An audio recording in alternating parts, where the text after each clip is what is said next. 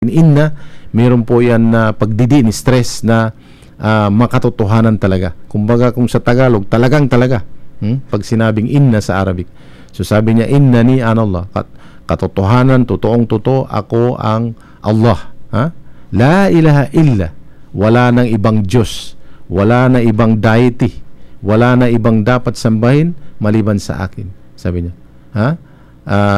Paabudni wa aqimis salata lidhikri. Kaya sabi niya, sambahin ako o sundin ako, sambahin ako at gumawa ng mga panalangin para sa pagsunod, pag-alaala at yung pagdulog sa akin. Kaya yun po yung ayat na yun na sinabi niya, worship me. Ha? Yung sinabing paabudni. Yung pagsamba kasi hindi lang per se na pagdarasal o pagsasala, hindi lang yung paghihingi na binubuklat natin ang ating kamay dalawa upang humingi, ganon. Ngunit ang pagsamba, salitang pagsamba or paabud or malawak po ang salitang pagsamba sa aral ng Islam. Hindi lang po ito yung physically na tayo ay tumayo, yumuko at lumuhod upang magdasal. Hindi lamang po yun ang ibig sabihin ng pagsamba sa Islam. Ngunit ang pagsamba po, ito ay kumukover, ito ay tumatalakay or sumasakop sa lahat ng ating mga gawain, sa lahat ng ating mga kilos at mga layunin na ito po ay dapat nakatuon, dapat merong intensyon para lamang pagbigay ng kaluguran o pagsunod sa dakilang tagapaglikha. Kapag halimbawa, kumain tayo at sinabi natin, Bismillahirrahmanirrahim, ibig sabihin, habang sinusubo natin ang kanin or kaya na meron tayong intention para kumain at sinabi natin, sa ngalan ng Allah ang maawain at ang mahabagin. Ibig sabihin, Bismillah, sa ngalan ni Allah or sa ngalan ng Allah, Ar-Rahman Ar-Rahim, ang maawain at ang mahabagin. Yung pong action natin na yun, yung pong sinabi natin na yun, ay makukonsider pagsamba sa Kanya. Dahil ginawa natin yung action na yun, naayon sa Kanyang katuruan. Naayon sa katuruan ng Kanyang batas. Na kapag ito'y gagawin natin, dapat natin gawin at ito rin po ay tinuro sa atin ng propeta Muhammad, sumakanya nawa ang kapayapaan.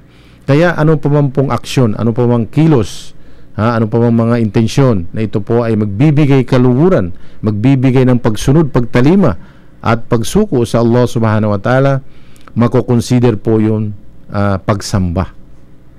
Kaya naman sa aral ng Islam, magmula doon sa pinakamalaking larawan ng pagsamba, halimbawa yung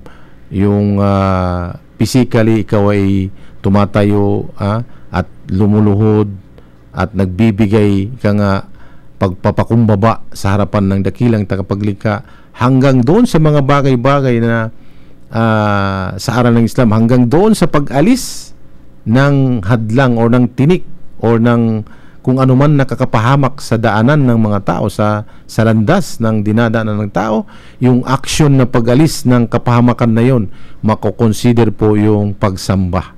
Ganun po sa Islam.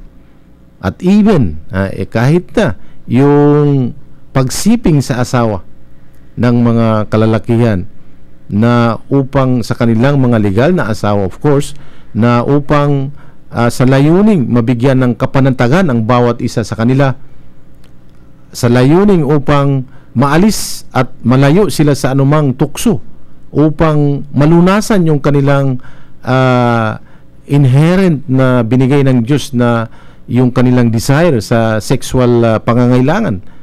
Yung akto po yun, kung ginawa yun ng mag-asawang sa legal na pamamaraan, ibig sabihin at ginawa nila sa pamamaraan na kung saan nagbasa muna sila ng mga salita na inutos ng propeta mo sa mga dua, mga panalangin bago sila nagtalik, yung pong action na yun ay makukonsider pagsamba sa Allah subhanahu wa ta'ala, dahil ginawa yun sa pamamaraan ng propeta mo sallallahu alaihi wasallam para pagbigay ng kaluguran sa dakilang tagapaglikha, dahil sa ginawa doon sa pamamaraan sa kagustuhan niya, hindi doon sa pamamaraan na binabawal niya.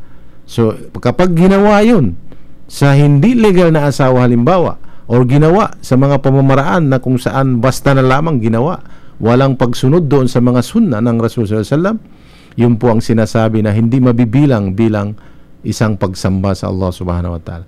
Kaya ganun po sa aral ng Islam, mga kapatid, mga listeners, na nabanggit ng ating kapatid kahapon na ang pagsamba pala ng mga tao ay ito ay napapabilang sa or nahahati sa tatlong grupo yung mga tao as far as pagsamba is concerned. Meron sa mga grupo ng mga tao na sumasamba sa tunay na tagapaglikha. Yun po yung tao na ginamit niya ang kanyang sensible na yung sentido común, or ginamit niya kung ano yung knowledge at kung ano yung wisdom na binigay sa kanya ng dakilang tagapaglikha ang Allah subhanahu wa ta'ala. Kaya sumamba siya sa tunay na naglikha. Ibig sabihin, kahit man hindi nakita ang tunay, ang lumikha sa lahat, ang Diyos or ang Allah subhanahu wa ta'ala, at hindi man niya nakikita physically, ngunit siya po ay 100% convinced na ang mga kapaligiran, ang mga attributes at ang mga nagbibigay ebidensya sa kanyang existence, sa existence ng Diyos, ng Allah, ay naririyan, nakikita natin.